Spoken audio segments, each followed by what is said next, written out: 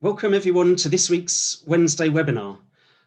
After 4 months and 18 BAA Wednesday webinars, we're going to be continuing, but the frequency is going to reduce slightly. So the next one is going to be around the middle of August, on the 19th of August, and then we'll be continuing to have them sort of from then on, but we won't have them every week. And it's my great pleasure this week to welcome Dr. Mark Kidger of the European Space Agency, European Southern Astronomy Centre, talking on supernova Betelgeuse. And as always, we'll be doing the Q&A at the end, but you can type in the Q&A, which is down the middle of the screen at the bottom during the presentation, if you like, and we'll come and pick them up after Mark's presentation. And over to you, Mark. Okay, thanks very much indeed. I give Gary Poyner due warning that if he wants to ask any impossible questions, I will pretend I can't understand. So, supernova Betelgeuse, we're just being a little bit provocative here because of all the speculation about Betelgeuse that there's been over the last few months. So, I guess Betelgeuse is one star that everybody can recognize. If there is anybody in this webinar who cannot recognize Betelgeuse, you should disconnect and hang your head in shame. It's one of the most familiar stars in the sky. Obviously, in the constellation of Orion, it's Alpha Orionis, which we'll talk about a little bit later on because some people speculate that might be significant. We think that it's about 10 million years old and it's a red giant star. And it's moderately variable. It's a star that I've been observing myself on and off for, I guess, something like 40 or 50 years now. Now, normally, Betelgeuse would be about the 10th brightest star in the sky. So it's bright enough to be very, very prominent. However, there may be somebody amongst the public who's a monk, who's been living on a desert island, and who has not been following the news of the strange goings on in the constellation of Orion. Now, for the last decade, Betelgeuse has been pretty steady at about magnitude 0.5. And then last autumn, suddenly that started to change. In fact, I can remember 3 years ago when Betelgeuse was actually as bright as Rigel. And because your magnitude estimate for a red star like Betelgeuse depends on how bright the background sky is, and some of the estimates that I was doing in twilight, I was actually seeing Betelgeuse considerably brighter than Rigel, which really was quite a novelty. It was astonishing sight. Last winter, though, Betelgeuse started to fade and faded and faded, and it reached a level so faint that it really did change the look of the constellation of Orion completely. It's a level that rarely, if ever, has Betelgeuse reached in the past. And that got people quite excited. Now, one of the reasons why people got excited is that this fading was linked to a report of measurements that the diameter of Betelgeuse had decreased by about 15% in the 16 years between 1993 and 2009. And people got the idea that maybe Betelgeuse was shrinking towards a supernova explosion. Possibly this fading and the shrinking were the signs of the collapse. That was a very interesting, intriguing idea. But as you'll see later on in this webinar, it's a completely crazy one, because that's certainly not what would have happened. And there are various things that are wrong about that idea. However, it was unusual enough that even a normally fairly serious paper like the New York Times it must be fairly serious because it doesn't support Donald Trump, picked up the story of Betelgeuse, and there's a wonderful comment, the second headline, astronomers wonder if its explosive finale is imminent. Even the New York Times was speculating that Betelgeuse was about to become a supernova. And I can remember at lunchtime, when we were still actually going to work and having lunch together, people were sat at the table and they were saying, have you heard about Betelgeuse? What's happening? And it became quite a major topic of discussion at work. And people were speculating and trying to work out what was going on. Very interesting subject. Now, the case of Betelgeuse, this is the light curve from V-band photometry. As the fade was well underway, you can see that before conjunction last year, it was about magnitude 0.35. It was about as bright as Procyon. Came out of conjunction a bit fainter, stayed constant for a couple of months, and then started to fade at about 1/100th of a magnitude per day.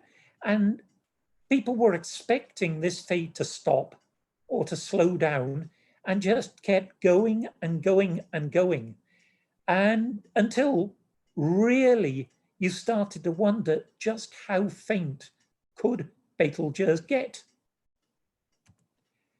So the curious thing that happened, I can remember Gary Poyner talking to me about this and saying, now that the AVSO have publicized it, everybody is going to start to want to observe Betelgeuse.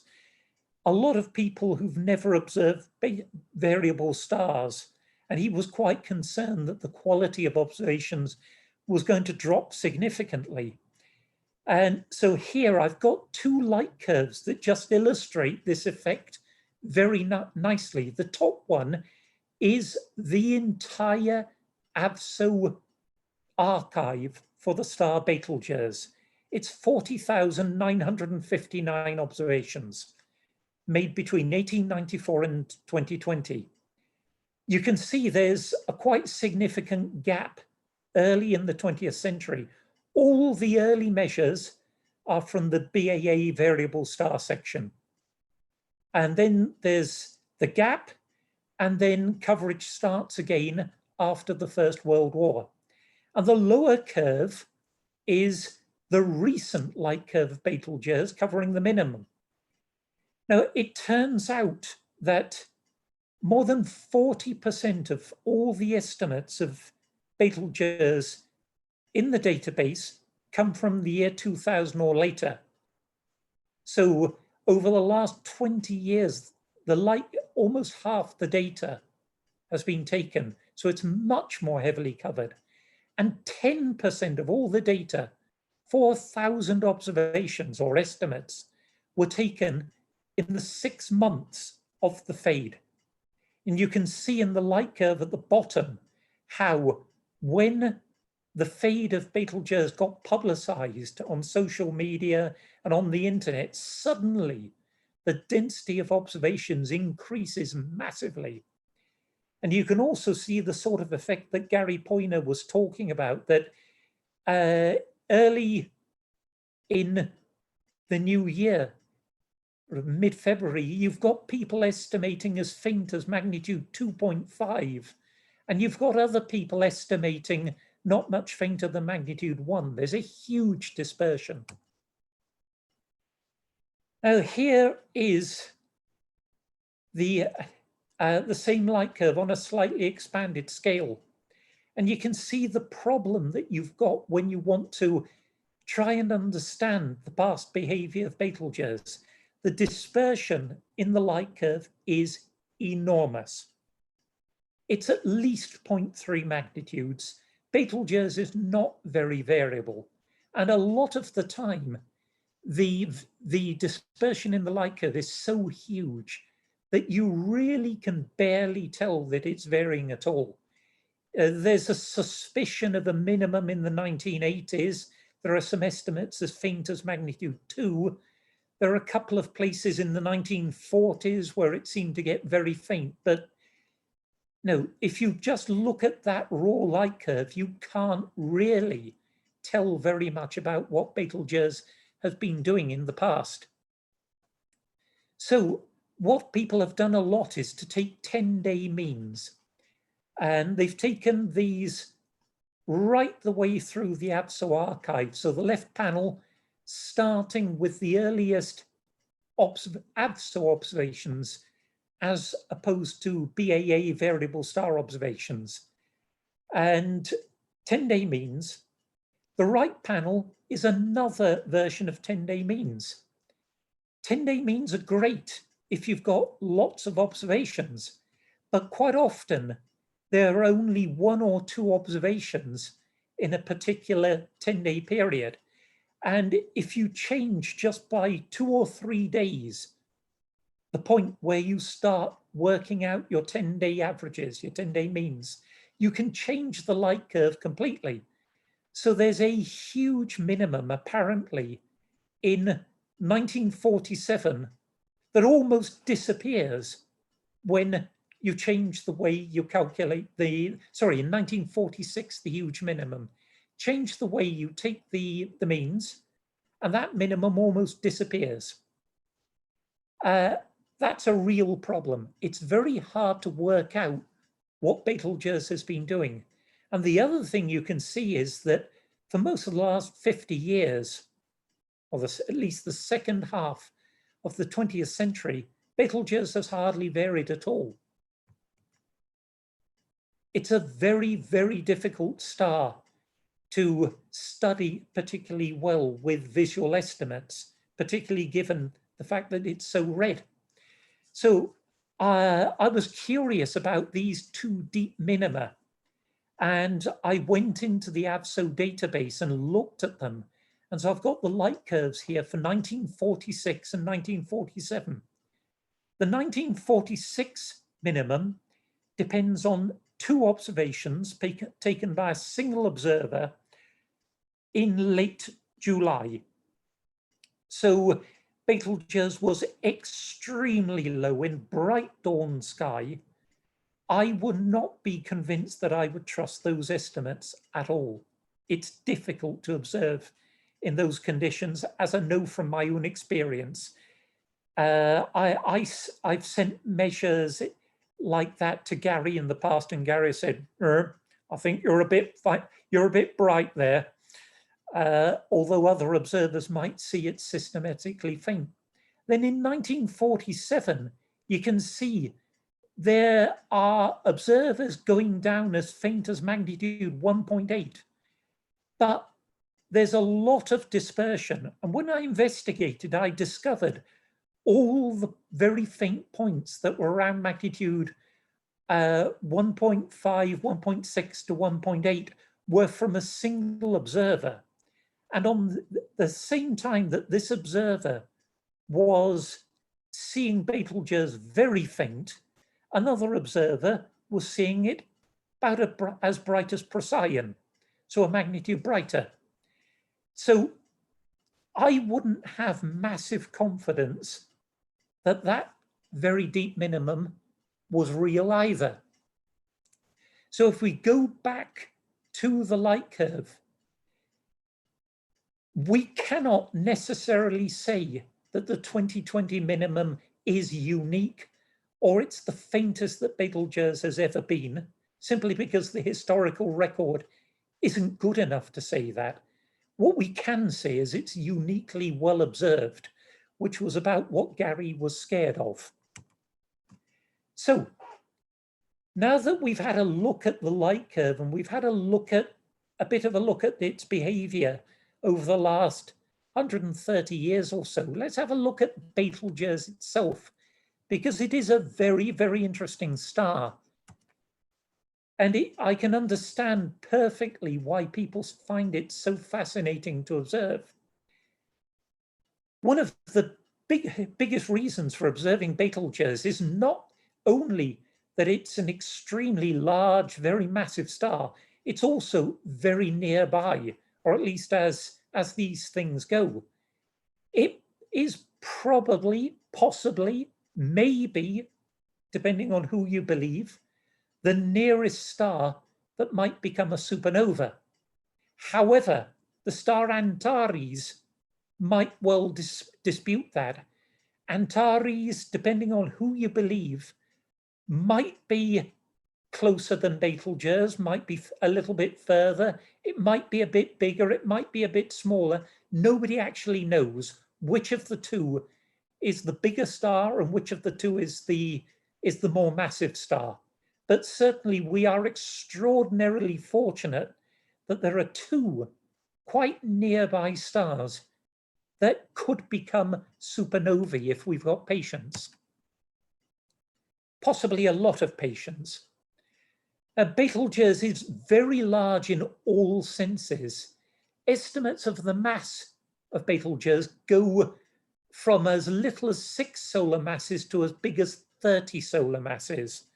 Now 30 would be very interesting because that would make Betelgeuse big enough to form a black hole rather than a neutron star as a remnant after a supernova explosion. The best guess, though, is in the range of 10 to 20 solar masses. Now, unfortunately, that actually doesn't tell us very much. I'll explain why that range is so big that it's not very helpful. The other thing that's fascinating about Betelgeuse is after the sun, it's the second largest star in the sky in apparent diameter. So it was one of the very first stars to be resolved by telescopes from the Earth, and only the star R Doradus, which you can't see from the northern hemisphere, is actually apparently larger. Now, the top observation there is from speckle interferometry. It's an old technique that I don't think is used very much now, that you observe a bright star like Betelgeuse and you take advantage of the bad seeing, because each individual speckle in an image is a perfect diffraction limited observation of the star. So if you observe Betelgeuse, for example, with an 8-meter telescope and very, very large magnification, you get thousands and thousands of individual perfect images that you can combine to form a diffraction limited image. And you can actually see some structure on the photosphere, on the disk of Betelgeuse, as you can see. And of course, the Hubble Space Telescope got into the act as well. It has also resolved the disk of Betelgeuse and has its own image showing a bright spot in the bottom half of the disk that could be a plume of hot gas. Now, to know the diameter of Betelgeuse, you've got to know how far away it is. And Betelgeuse has the bad taste to be right at the awkward distance where parallax will not give reliable answers. The traditional value, so when I was a kid, back in Bristol, I had my Observer's Book of Astronomy. It was the first astronomy book that I was ever given when I was 8 years old. And in it, it said Betelgeuse is 520 light years away. And because Patrick Moore had said that, I believed it. Now, it turned out that when I started researching for this webinar, I discovered that there have been all kinds of attempts to confirm that diameter. There were 2 parallax estimates that were made. One of them gave a distance of about 330 light years. with a range from about 150 to about 500. The other one gave a slightly larger estimate, about 650 light years, but with an error bar that is so huge that it goes well off the right of my chart and actually into the distance. Other people have tried to estimate the distance of Betelgeuse by other techniques.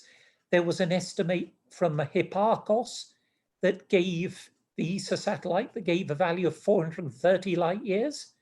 Then the Hipparcos value was revised, and that gave a value of 520, both with relatively small errors. So, you know, Sir Patrick would have been very pleased with the revised Hipparcos estimate. And then there have been two much more recent estimates, one using the Very Large Array, observing Betelgeuse in microwaves. That gave a slightly larger distance from 640. And the most recent estimate of all combined E. Merlin, so that's Jodrell Bank and all the radio telescopes in the United Kingdom, British Isles that form part of E. Merlin, plus ALMA in Chile. And that gave an even larger value, also with a quite large error bar, more than 100 light years. And if you look at that chart, those estimates are roughly in chronological order. Each one is a bit larger than the one before. So, you know, if you wait another 20 years, maybe we'll be saying that Betelgeuse is a 1,000 light years distance. I don't know. But all we can say at the moment is that it is somewhere between about 400 and about 700 light years distance. That makes a big difference. Now, the question a lot of people have had is, what about Gaia? The Gaia satellite, which is surveying the entire sky down to about magnitude 21. Now, there is a problem with Gaia. Gaia is too good for Betelgeuse. Its detectors saturate at about magnitude 6. Now, there is a special technique that they can use to observe and measure heavily saturated stars about as bright as magnitude 3. But as the fade was going on, I spoke to the manager of Gaia, and he asked me, well, how faint is Betelgeuse now? Hopeful that maybe they could schedule a special observation. And when I said, well, it's about magnitude 1.5, his face fell and he said, no, we can't do that. But it turns out later, he discovered that somebody had observed Betelgeuse using a special technique that was capable of measuring much brighter stars. However, it's a non-standard data mode, and it needs special processing. And his estimate was that it would take probably about 3 months for somebody to reduce this data and get a reliable value for the distance of Betelgeuse. And then he came up with the absolutely intriguing conclusion. This would be a perfect project, 6-month project for an ESA intern, an ESA trainee. Now, all that I can tell you at the moment is that the Betelgeuse data will not be included in the next data release from Gaia, which will be a huge catalog which will include the first parallax and proper motion measurements just using Gaia data. So these will no longer be combined with Hipparcos. They'll be Gaia only. And it will come as an initial release this autumn, followed by a full release, they hope, coronavirus permitting, sometime in summer 2021. And I am hopeful that I'm keeping nudging Uwe Lammers, who I'm afraid was very, very ill in hospital, both him and his wife, with coronavirus. and he's still quite ill, but I'm hoping that he will take on a trainee next year and try and get the trainee to come up with a definitive answer. At the moment, we don't have one. So at the moment, if we assume that Betelgeuse is about 600 light years distance, the ALMA images that we've got of Betelgeuse suggest that the photosphere of Betelgeuse goes out to about 6.5 AU. So well past the orbit of Jupiter, about halfway to Saturn, and it's about 1,400 times the diameter of the Sun. The thing is, though, that we get different values from different wavelengths. And that's one of the reasons why you will sometimes see that one value appears to give a much smaller diameter than one that was measured a few years before. It's not the star is shrinking, it's the measures are not comparable. But still, it's very, very impressive star. So the next thing that we want to know, obviously, is just how massive Betelgeuse is. Now, that's not so easy. You can't take a pair of scales, put Betelgeuse on one side, a few kilogram weights on the other side, and see how it weighs in. It's a bit more difficult than that. And the fact that we can only give an estimate of the distance of between about 350 and about 850 light years really complicates things, because that works out at being about a factor of 10 change in luminosity.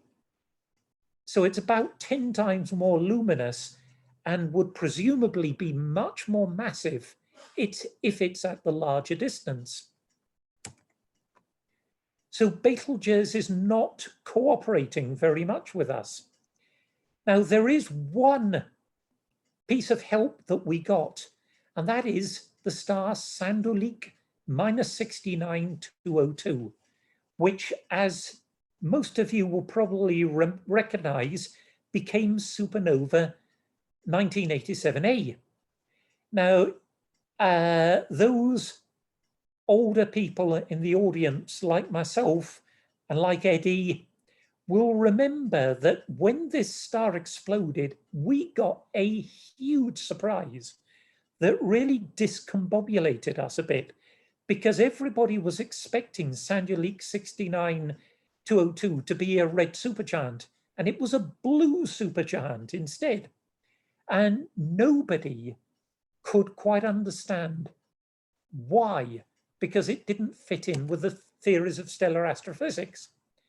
Now, it turned out that after a lot of work and trying to reason, people worked out that if a star is larger than about 40 solar masses, when it reaches red giant phase, it will strip its outer cooler layers, and we will see down deeper into the star to the layers where hydrogen and helium burning are still going on.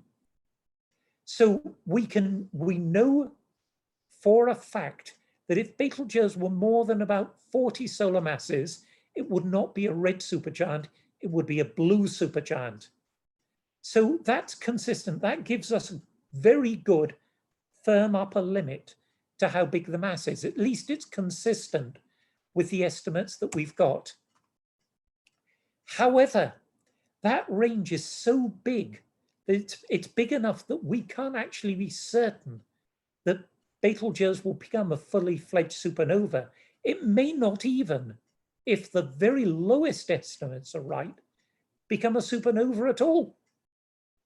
Now, for a star to become a proper, honest to God, core collapse supernova, it's got to be larger than 10.4 solar masses. And a number of the mass estimates are below this. So what happens if Betelgeuse is less than 10.4 solar masses? Well, that gets very interesting, because to become a supernova, Betelgeuse has to become an 8-layer onion. So what that means is that the core temperature has to reach at least 2,700 million degrees and get hot enough that silicon converts into iron. Now you can have slightly smaller stars that can have flashes of silicon burning, but they cannot sustain silicon burning, and they don't become proper bright supernovae. So if you're a red supergiant, size really does matter, because there's a whole range of options depending just how big you are. On the right, you can see just a couple of visualizations. One estimate of the relative size of Betelgeuse and Antares suggests that Betelgeuse is a lot smaller than Antares. Another suggests that Betelgeuse is quite a lot bigger. That's how much the uncertainty is. Now, if you're under 7 solar masses, you won't get a supernova at all. If you're from 7 to 9 solar masses, you would form a neutron star. There would be a sort of wimpy supernova, lone luminosity supernova, called an electron capture supernova. So the protons and the electrons in the star would combine, they'd form neutrons, but you would not get a big enough explosion to be a proper supernova. Between 9 and 10.4 solar masses, you get a sort of supernova which is called silicon flash or silicon deflagration, that the collapse of the star is big enough that you get a flash of silicon burning, or you can even get a massive burst of silicon burning, although it's not big enough, again, for it to form a proper core collapse supernova. It would be a very disappointing supernova. If a star is bigger than 10.4 solar masses, then you get a proper supernova. And the bigger the star, the bigger the bang. No, the more dollars, the more bang, as the Americans would say it. So we've got a sort of Betelgeuse mass Sudoku, not knowing the mass and the luminosity, or not knowing the distance of the luminosity. It's difficult to determine the mass accurately enough to know what will happen to Betelgeuse. The three very best estimates of the mass of Betelgeuse from modern studies are 9.5 solar masses, 11.6 solar masses, and 19.5 solar masses. So you can see there's a pretty big range there. Now, 9.5 would be a supernova fail. 11.6 and 19.5, we would get a decent, proper supernova. So let's have a little bit of a look at those estimates and see where they come from. So there are two methods. The first method is using evolutionary models.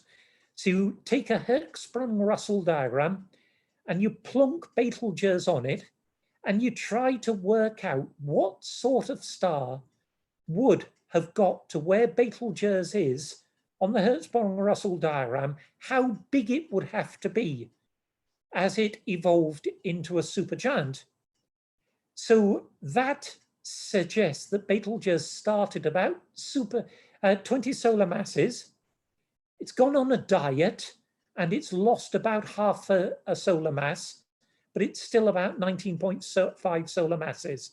And the range is 19 to 23 solar masses. The other method is to look at the spectral lines to work out the gravity of Betelgeuse at the surface from the width of spectral lines. Now, there's an estimate from the HST, and as you all know, if it's the HST and it was done by NASA, then it's more than word of God. You know, it's written in stone, it must be true. However, that most likely value of 11.6 solar masses comes with a huge error on it. It comes from 7.7, which is right on the limit that would allow Betelgeuse to become a supernova, right up to 16.6. But it's clearly incompatible with the other measure, and nobody understands why. So another group came up with a different method using just the H-alpha line, using interferometry. And that is the group that came up with 9.5 solar masses. So their estimate seems to support a value at the lower end, but there's a huge uncertainty. So all we can say is that either Betelgeuse is one of the most massive stars known and almost big enough to produce a supernova and a black hole remnant, or it may not even be massive enough to be a proper supernova. Great, that's helpful. So, is it about to explode? Well, people tacitly assume that Betelgeuse is about 20 solar masses, so 20 times the mass of the sun. Why? Because that's the pretty story. That's the spectacular story. That's where you get a great ending with a supernova that's bright enough to see in daylight. And lots of people get terribly excited because they get a telephone call at midday. Have you seen the supernova in the eastern sky? So let's ask ourselves, is Betelgeuse already an 8-layer onion? So is it already silicon burning in the center and about to become a supernova? Well, probably not, but if it is, here's a hint: buy your sunglasses while stocks last in the shops, because this means that it's going to be a supernova in the next 24 hours. Let's explain what I mean. Now, the thing is that if Betelgeuse is that large, we know hydrogen burning will go on for about 8 to 10 million years. And helium burning inside it will go on for about 500,000, 600,000 years, with hydrogen burning continuing in a shell outside. However, as you go to heavier and heavier elements, the deeper shells, the lifetime of the burning gets shorter and shorter. Carbon burning lasts for about 1,000 years. Oxygen burning lasts for 6 months. And the silicon in the center of the star will only sustain burning for about 1 day. So if Betelgeuse is on oxygen burning or later, then the supernova explosion is going to happen literally any day now. So is it burning silicon or oxygen? Well, our best guess is that no, that it's probably about 80 to 90% through the hydrogen burning phase. It's getting towards the end of helium burning.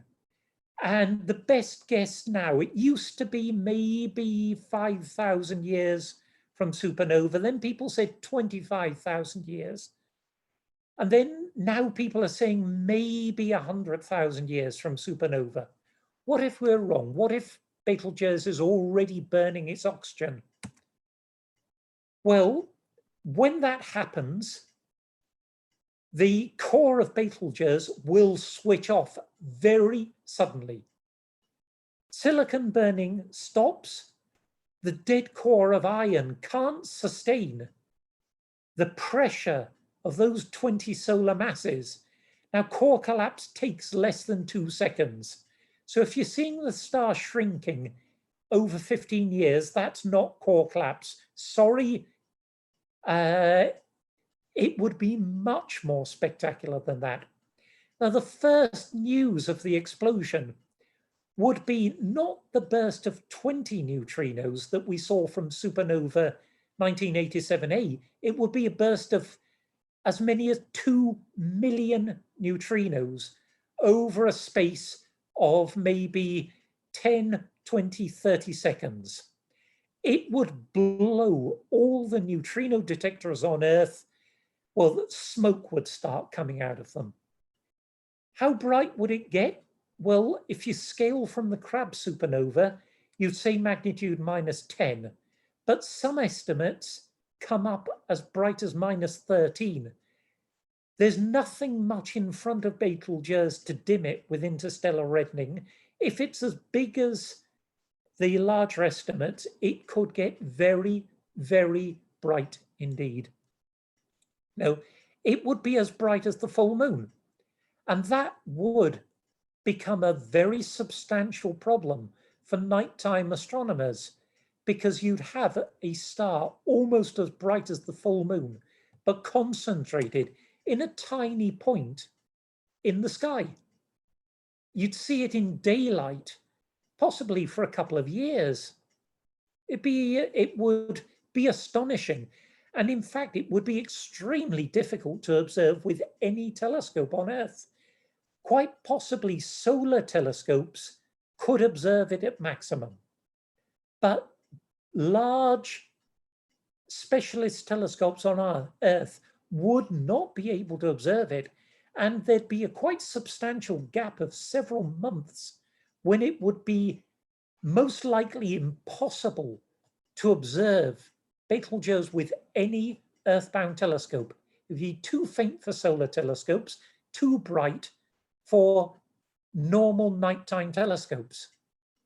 Over the last 5 years, we've seen increasingly large variations from Betelgeuse. In the light curve of the last 5 years has been really quite curious. Does that mean that we are winding up towards a supernova? Well, we've actually got a light curve of Sanderleak -69202 for about a century before the explosion from archive images. And the conclusion was that even the night before, it looked completely normal. There was no evidence in the light curve that anything really odd was happening. So whatever these variations are in the light curve of Betelgeuse, they don't appear to be a warning that it's about to explode. What about even further back in time? Well, we've got descriptions from Ptolemy and from BAA, and they were both very brief. The right, you've got the description that BAA gave of Betelgeuse, and it just says, in humero sinistro lucida rubescens Betelgeuse. So in the left shoulder of the giant, the bright red star Betelgeuse. And at the right, you've got a note 1 primi, so first magnitude. And he classes it as bright as Rigel and calls it alpha, which has led some people to suggest that maybe Betelgeuse had a very, very bright maximum at the time that BAA wrote his catalogue of stars and assigned Greek letters. However, in many cases, BAA just followed Ptolemy, and it seems more likely that he just followed the particular order that Ptolemy gave the stars.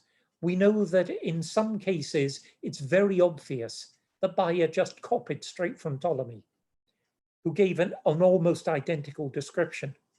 Now, it was in 1836 that Sir John Herschel, the son of Sir William, detected variability, and he really detected spectacular variability. Twice he observed that Betelgeuse was negative magnitude, and it also reached negative magnitude in 1852, and it was certainly the brightest star in the entire northern hemisphere. Maybe not as bright as Sirius, but it was clearly negative magnitude. But for much of the 20th century, it's been between magnitude 0.5 and 1. And it certainly has not reached negative magnitude. So that's interesting. We know that in the past, Betelgeuse has been more variable than now, but there's nothing very significant in the light curve. One thing that people have, of course, tried to do is they've taken the ABSO archive and they've looked for periodicity. And for years, people have said, maybe there's a 5-year period. But if you can see a 5-year period in that ABSO light curve, you're more imaginative than I am. There was a study back in the 1980s of it, 60 years of ABSO data, that found all kinds of periods and did find a couple of periods around 6 years, but I'd have very little confidence in them. Also found a possible weak period of about a year. However, in the last few years, certainly the last 10 years maybe, something very odd's been going on, because Betelgeuse has gone from being almost non-variable to showing bigger and bigger oscillations, and they've been looking increasingly periodic. In fact, in the last 3 years, we've seen the entire light curve range of the modern light curve from magnitude plus 0.1 to 1.7. And that really is very curious. Certainly there's nothing we know of in the last couple of centuries that can match that. So something very odd is happening. And analysis of the light curve shows that a strong periodicity of 430 days has appeared. However, buyer beware, caveat emptor, it's only obvious in the last 5 years of data. Now, any of you who've done periodicity analysis will know that this is a problem. I can remember one particular quasar that was the favorite of mine before I discovered OJ287. And there was an Italian group that published that it had a big 4-year periodicity in the light curve. And that period then disappeared. By the mid-1980s, it had gone completely. I met them at a conference and they said, look, there's this huge 4-year period. And if you look at it, it's no longer present in the light curve at all. But the signal was so strong over the first few years of their light curve data that probably you would still see it if you analyze the light curve with a periodogram. So do not necessarily trust it. It just may mean that the periodicity has been so strong for the last few years that they analyzed of the 23 years that they claimed to see the period, that contaminates the data. However, it does give us a rather interesting clue as to what may be going on with Betelgeuse. Now, the simple answer is that the 430-day and the 6-year periods coincided. And that actually would suggest that 3 years ago, we'd have the 2 maxima would coincide as well, and we'd see a super maximum. And we did. But if you look back in time, there is no evidence whatsoever of super maxima and super minima, of the 2 periods combining. What's more, if you add the 2 amplitudes together, they're nowhere near big enough to account for the minimum that we saw this year. They would only account for about half that variability. So something else was going on. Now that, all kinds of interesting observations have been used. One of them has been to look at titanium in the atmosphere of Betelgeuse. Now, if you know your spectroscopy, you'll know that red stars, very red stars, have strong titanium oxide bands. Now, we all know titanium oxide. It's the stuff that was used in the white paint to paint the Saturn V rockets. So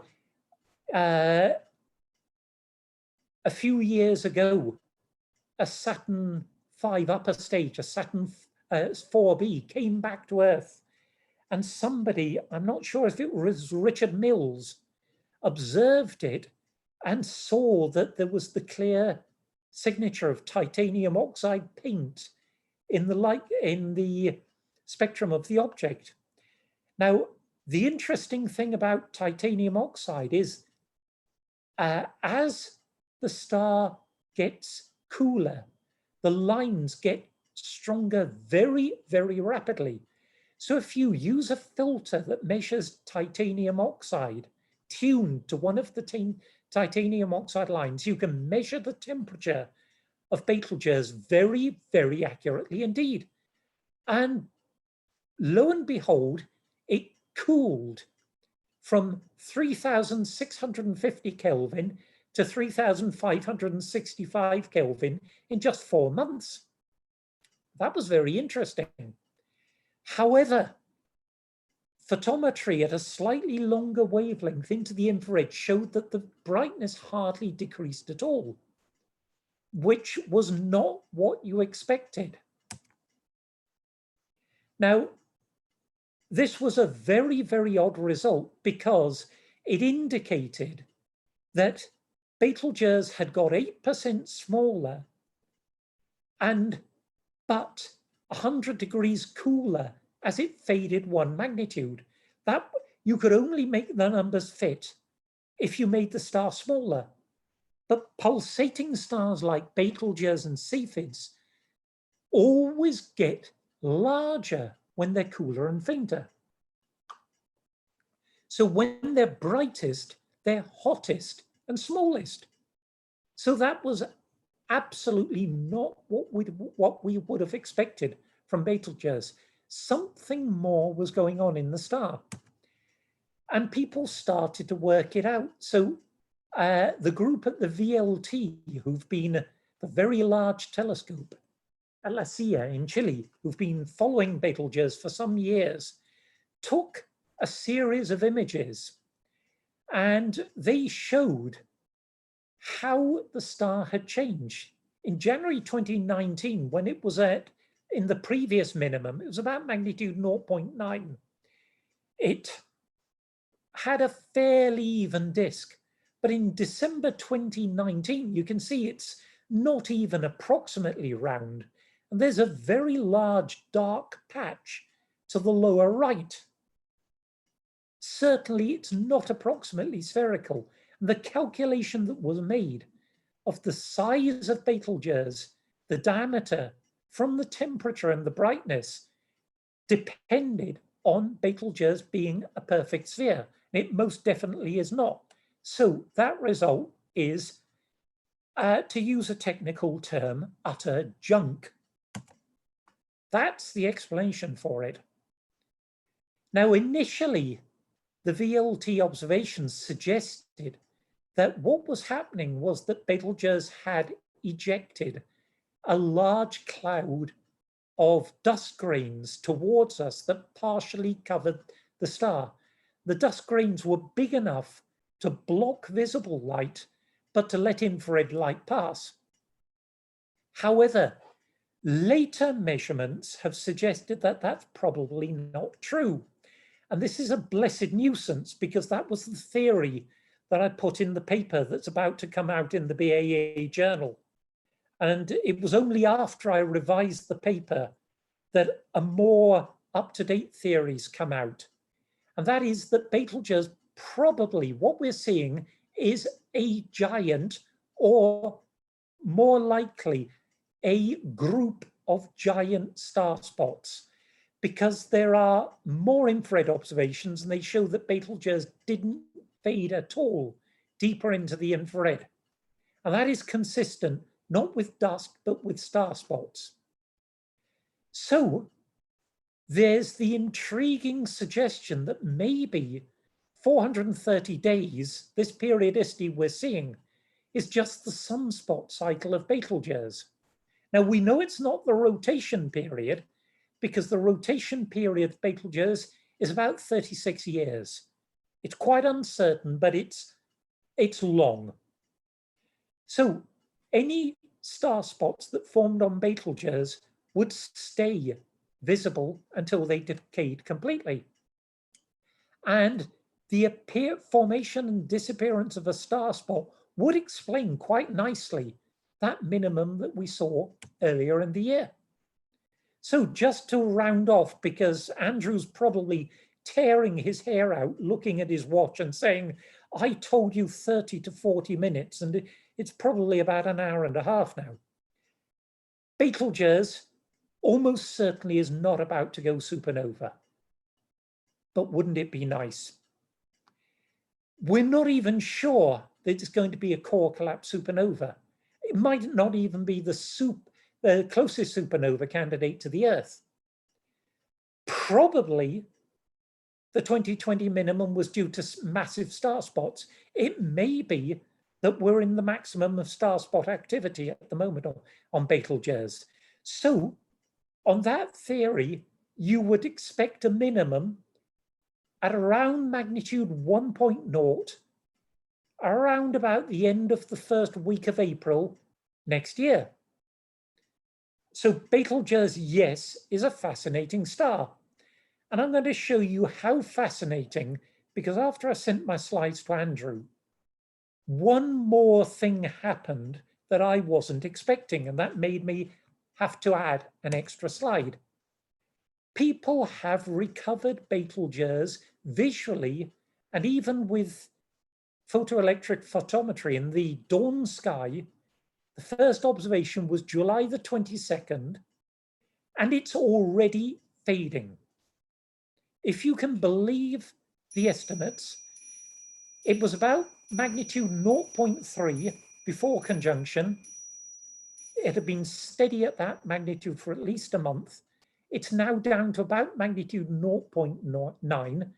There is a lot of dispersion, and it's looking remarkably like the post-conjunction dip that we saw last year. So now all bets are off. I take back what I said in the previous slide. I have no idea what this wretched star is going to do next, but get observing, because whatever it is, it's going to be interesting and unexpected. So thanks very much for your attention and for your patience, because I think I've gone a bit over time. Thank you, Mark, for a fascinating talk. Right, so I'm going to stop sharing my screen now, Andrew. You take back control. Well, what I'll do is, if anyone has any questions, you can use the Q&A button at the bottom of the screen to type them in. I already see we've had a few, and I'll try to keep an eye out on YouTube as well in case we have some come in there. And I'll just give a quick plug for the next webinar, which is going to be on the 19th of August. So that's another Wednesday evening webinar. So that'll be 7 p.m. on the 19th of August. And that'll be Neptune at Opposition by Mike Folks, the director of the BAA Saturn, Uranus and Neptune section. I also see we have someone with their hand up. What I'd say is, if you've got a question, see if you can type it in the Q&A, or if not, into the chat. What I'll do is I'll just lower hands again, and then hopefully that may just have been a little accident. There also seem to be some questions on YouTube, Andrew. I don't know if you can watch two screens at the same time. Oh, I've got two on, but I don't see any questions on YouTube at the moment. Ah. I could be mistaken, but there's nothing. What I'll do is I'll read out a few, and then I'll refresh my YouTube in case there's something. We're up to 9 questions already. Although actually the first one's not a question. It's just from Eddie Carpenter to say hopes to see you back at Bristol AS in the not too distant future. Eddie, I was hoping to be back in Bristol in December, but this wretched virus makes it. I was planning to give a talk to as many as maybe 7 or 8 astronomical societies over a week and a half. Looks like this wretched virus is going to stop that. So the first question we have is from Richard Bottle. And what would be the margin of error of a Gaia estimation of the distance to Betelgeuse? It would be very small. UV llamas couldn't give me an exact value, but you can bet that it would be down to a couple of percent. I don't know how good, it may depend on how clever the trainee is or our intern, but it would be a very small error. It would certainly clear up any speculation. Then we have Matthew Rosens, and he's read Betelgeuse has a very large proper motion. How can this be estimated if the distance is so uncertain? Oh, the proper motion we can measure. And in fact, yes, Betelgeuse is what we call a runaway star. So there are several stars around Orion that are like this. And there are two focuses for stars that there are three stars, Betelgeuse is one of them, that seem to have come from a common point in the constellation. The proper motion is fast enough that we can estimate. That's just the motion from year to year. And Betelgeuse is quite fast. And it looks as if Betelgeuse was blown away by a supernova explosion somewhere in the center of the constellation Orion. And the other two stars are also expanding away from this explosion point. And there's another group of stars expanding away from another point. But the proper motion of Betelgeuse, we've got quite accurate measurements of its position over a century. So we do know how fast it's moving. And combining Hipparcos and Gaia, you can really estimate its motion, its direction very accurately. The next question is from an anonymous attendee, and it's how close would a supernova have to be for it to pose a danger to the Earth? Right, that's a question we've debated in lunchtime discussions around the table. As you can imagine, you take 8 or 10 rocket scientists from half the nations of Europe, put them around a lunch table, and they come up with all kinds of weird and wonderful discussions. Now, we haven't come up with a good answer. Betelgeuse, the best we can come up with is it probably wouldn't be too good for our ozone layer, but we're safe enough. Make Betelgeuse 100 light years away, and you'd be starting to worry. 50 light years away, and I would certainly prefer to be living in a bunker deep under the moon. And also, if I might add a question or a comment from one of the things you were saying earlier as well, presumably, even if it's as bright as the full moon, if that's concentrated into effectively a point source, probably be quite bad for your eyes if you were to look at it. Which is why I said, no, if it's about to explode, buy your sunglasses now. Certainly, it would be extremely difficult to observe. And visually, as you say, it would be probably extremely painful to observe. And along those lines, we have an interesting comment from Dominic Ford, which is, could a professional spectrograph observe a bright supernova if you massively stopped down the aperture? You could, but then you'd massively stop down the resolution. The best solution that I've come up with, I've got to go back to a tale from my observing days in La Palma, my first observing run on the Isaac Newton telescope. I was observing quasars, but also I got some observations, something called Halley, Comet Halley. Eddie Carpenter probably remembers this tale. And I needed a calibration star because I was observing the spectrum, these quasars and of Halley. And I picked a 15th magnitude star. And the support astronomer on La Palma looked at me with a pained expression on his face and said, "You do realize that this telescope was not designed to observe bright stars." And in fact, we had to put neutral density filters that dimmed the brightness of the star by a factor of 100. into the telescope before we could actually observe the spectrum.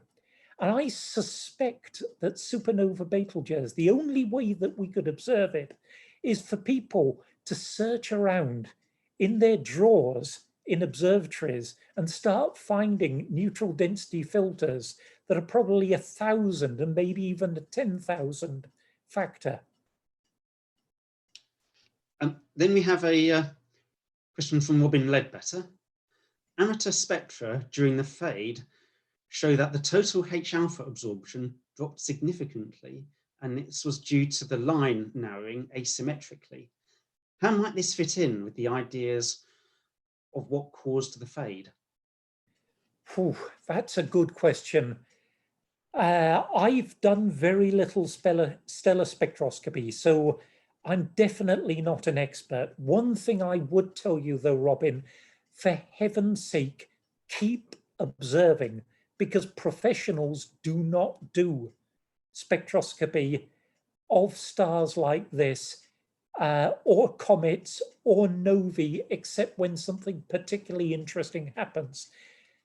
Any spectra you're taking, get them published in the BAA journal as fast as possible, because you may have seen something that nobody has thought of.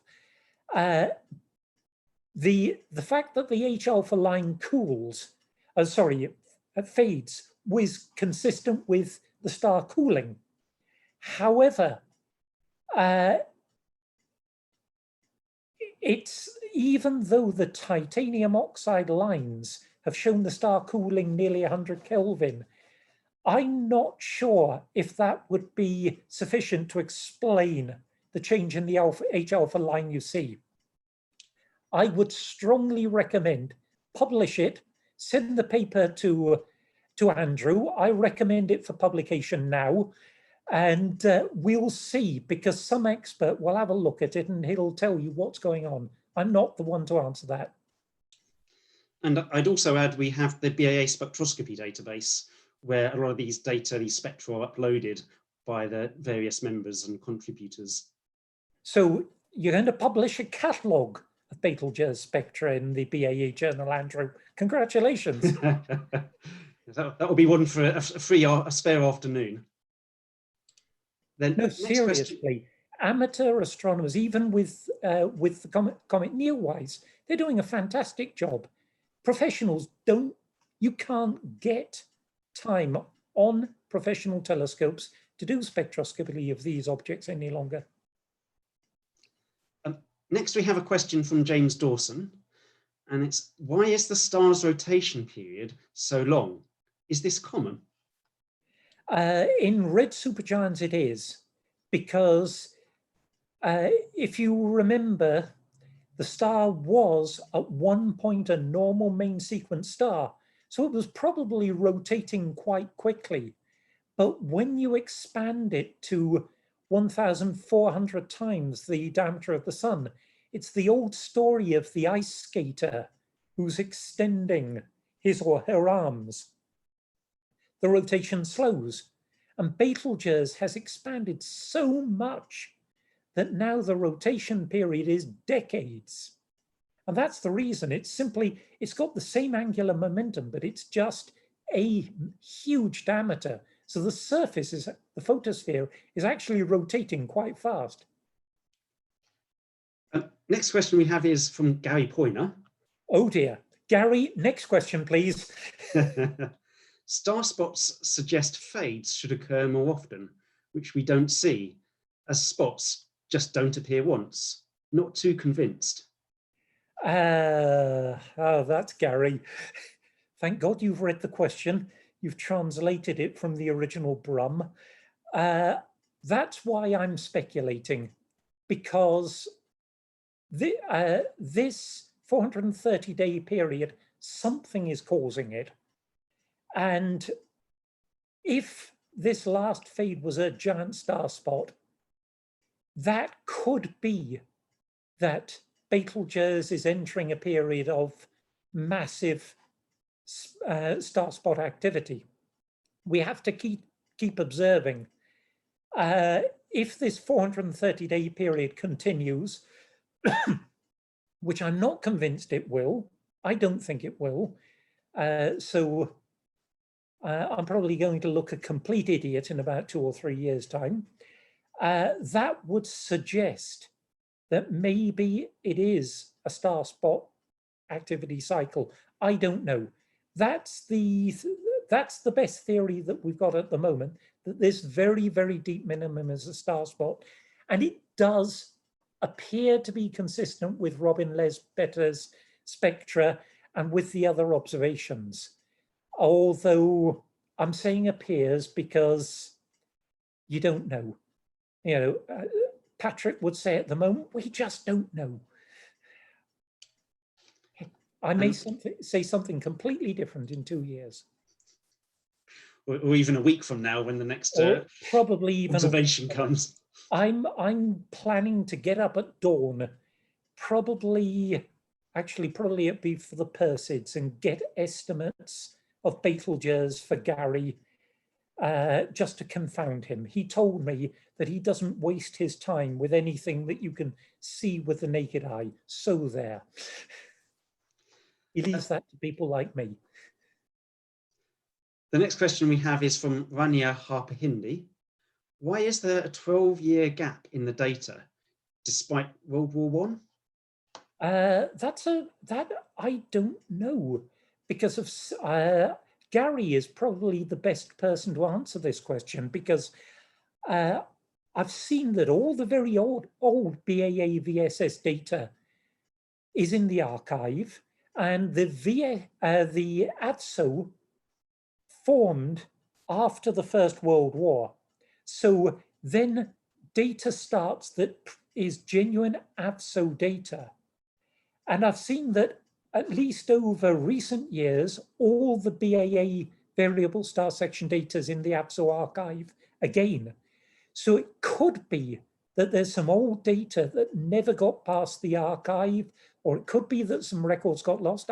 I'd love to know what Gary says. I've wondered that myself. I mean, I could unmute Gary. If Gary's so? willing to be unmuted. I mean, I look after the variable star section database, though I know there are gaps, which either because people didn't observe, or because when you've got 100 years of data, occasionally observations can go missing over such a long time period. Gary says okay, so okay, unleash him. Where? Let me just find him.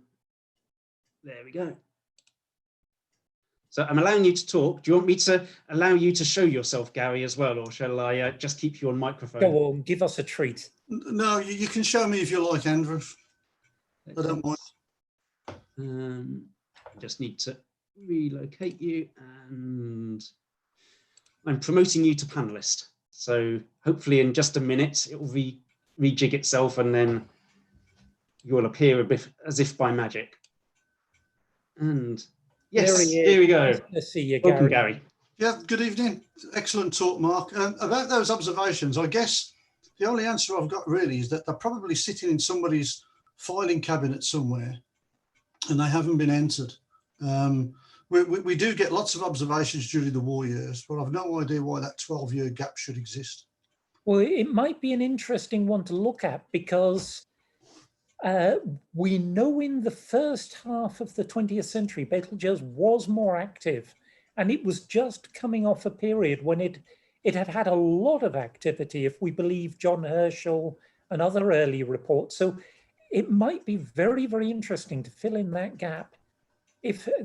I'm sure there's BAA VSS data, because from 1890 to, I think it's 1908, there's quite a lot of data. Yeah. So if it can be located somewhere, that would fill in a big and important gap in the light curve. Absolutely, I agree. We'll have to look into that, Mark. The next one is, we've actually got about 9 questions to go, but I'll just carry on through them. We'll see how we get on. This is from Simon, who's written in the chat. And it's, if the BAA readings sent in were so variable, e.g. one was consistently low, and for the other stars that person observed, these were low too, would it be worthwhile to plot the recordings, A, only of observers who are consistently verified as accurate, or B, to compare the recordings from the same observer and to plot the variation over their recordings, added to the recordings of many similar observers. Now that's another good one for Gary. It's something that I do with comets because different observers do have usually quite stable offsets. Now, I know that when I observe red binocular variables, I tend to be, maybe I shouldn't say this publicly, half a magnitude or more brighter than other observers. It looks as if I'm red sensitive, and it must be driving the people who analyze my data nuts but at least I seem to be consistently awful. You have to have a lot of data to be able to do that. So I don't know, Gary, if you've ever tried to do that with these people. No, I haven't. You're talking about measuring your own personal equation now. Yes, exactly. Yeah, I think it used to be done in the BAA VSS many years ago, but it's something that we leave alone now. And if you've got enough data to analyse, I don't think it's too much of a problem. I think it's when you've got small data sets, that's where the problems arise. Which is true a lot of the times, 40s and 50s, that's the problem. Yeah, absolutely. What you have got in the ABSO archive, when you click on an observation, you can see the initials of the observer. So you can't, it's difficult to identify who the observer was, but you can report a discrepancy. And Gary knows that I've spotted one or two with the OJ287 data in the database. So I suppose if I were feeling malicious, I could click on a few of those data points and report them as discrepant. But knowing that a lot of my observations are odd, certainly I've got some odd data for Antares, inconsistent data. I'm not the one to point the finger at someone else. These stars are difficult to observe. All naked eye stars are very difficult to observe, all of them. The next question we have is from Stephen Karp. Is the range of observer variability for Betelgeuse greater than for other variables? I'm not sure that it is. If you look at other objects in the ABSO database, Betelgeuse is not that bad. But the problem with Betelgeuse is that its range of variability is quite small. But if you look at a star like Chi Cygni or Myra Ceti, that's got a range of 6, 7, 8, even 10 magnitudes, the curve looks wonderful. But if you expand it, you see very similar sorts of dispersion. So again, maybe Gary has a different point of view, but it doesn't look that different. It's the range of variability that's the problem with Betelgeuse. Yeah, I'd agree with that. Next is from Stephen King, and it's how does the time it takes for photons to escape from the interior affect the changes in surface brightness due to changes in the internal nuclear burning process? That's an easy question to answer. It doesn't. In the case of the sun, it takes a photon about 1 million years to get from the region of nuclear burning to the surface of the photosphere. In Betelgeuse, it will be longer than that because the core of the star is much, much denser than the sun. So what is happening on the center does not affect what we're seeing on the exterior at all. So that's why it's not a great surprise that we don't see anything in the light curve of Sandulik -69202. Now I'm going to be saying that star's name in my sleep tonight. It's only when the core collapse starts to happen that you start seeing things. But even then, it takes about a day for the light from the core collapse to penetrate through. The signal will be about a day behind the neutrinos. And so we'll see the neutrinos. Gary will rush to the corner shop, buy his sunglasses, and he'll start observing. The next day, he'll be ready. Next is not a question, but from David Bennett. He's saying, a really clear presentation, Mark, and now getting excited for the up-and-coming winter observations. And he was at BAS in the early 70s when you were in the front row. Thanks very much. Yes, I'm pretty sure I remember Dave Bennett, but yes, I've got many happy memories of those times. They had some wonderful talks. Back to Robin Ledbetter, and his plan is to measure the spectrum by defocusing it on the slit. Okay, if you can do it without losing too much resolution, because that's the problem. The more you defocus, the less resolution you get. And resolution is going to be very useful. Then we have Adam Fairhead. What would be the size of the suspected star spot relative to the disk? Well, you can see from the VLT image, it looks as if the spot or the group of spots is close to half the diameter of Betelgeuse. Although you might have one very dark spot that we're seeing defocused, but it's that sort of diameter. It's probably more than 100 million kilometers. So you're talking about something, the spot itself or the group of spots is hundreds of times larger than the sun. And then we have Simon Street. Do the onion different fusion reaction layers all rotate at the same rate? Ask me an easy question. We think not. It's almost certainly they are not rotating at the same rate, but we don't have good information on the interior, what's going on in the interior of most stars.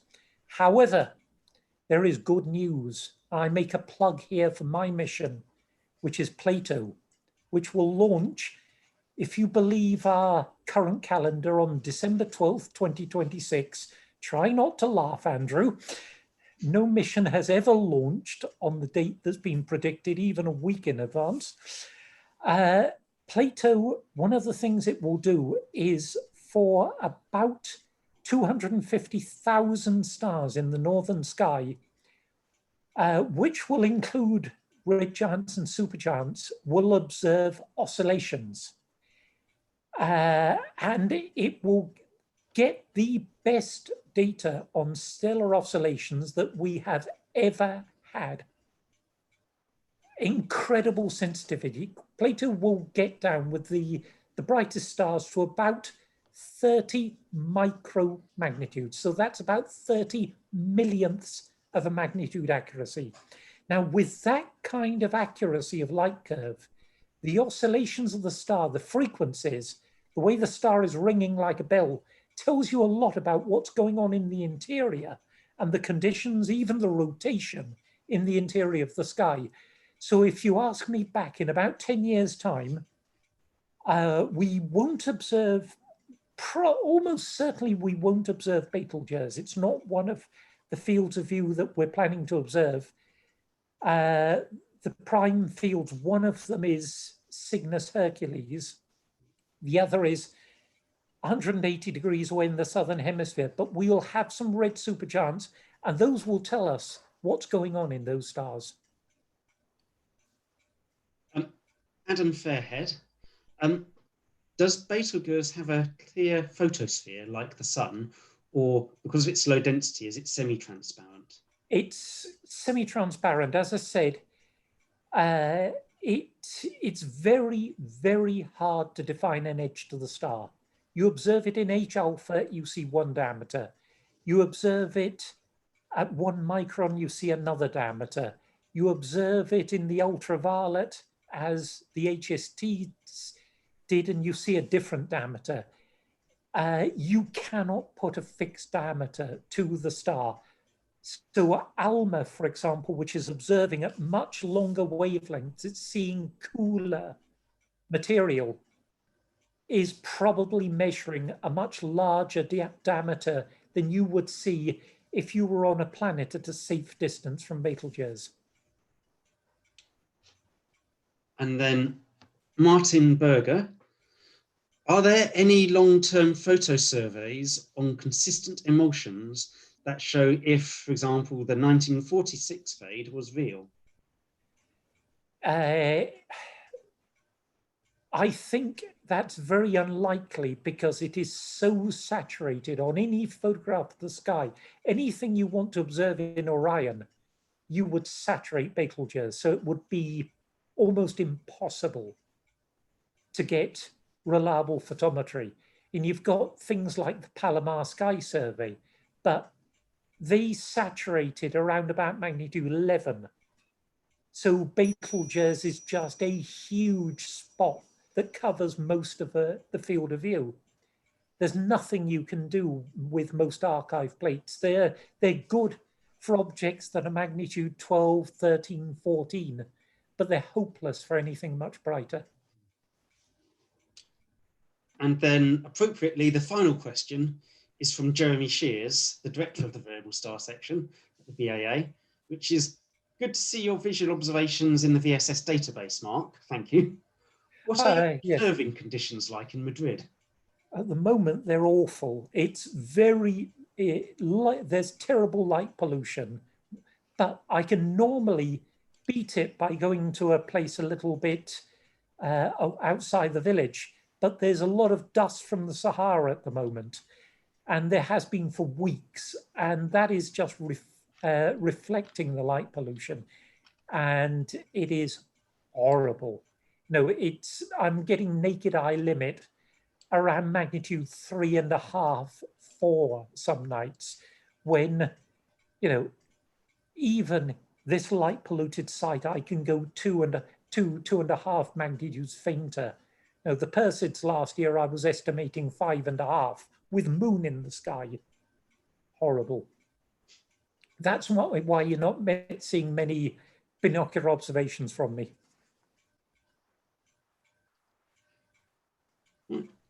And if there are no more questions, I'd like to thank Dr. Mark Kidger again for giving us this fascinating talk on Betelgeuse, which has really been a kind of a hot topic of kind of since the end of last year. So it's good to really hear kind of some actual proper detailed analysis of it as to what may be going on, and perhaps have back for an update in 6 months to see if we've got any more news on what's going on. Yeah, exactly. It may well have changed. And can I give one very big thank you to my wife and daughter. It's now 9:30. They're still waiting for their dinner, and they have been very, very quiet in the background so as not to interrupt the talk. And probably they're extremely hungry as well now. Well, thank you very much to them for being very understanding as well. It's very much appreciated. Okay, thanks very much. And thanks to everybody for listening in. And it's been great fun. And please invite me back sometime. Thank you, Mark. And for anyone, we hope to see everyone here on the 19th of August for our next webinar on the NetPUNAT opposition. And we'll hope to see Mark again in the not too distant future. Some more exciting You may news. even see me connecting for that webinar. We'll look out. Thank you, Mark. Okay, see you. Thanks very much indeed. Disconnect. Bye.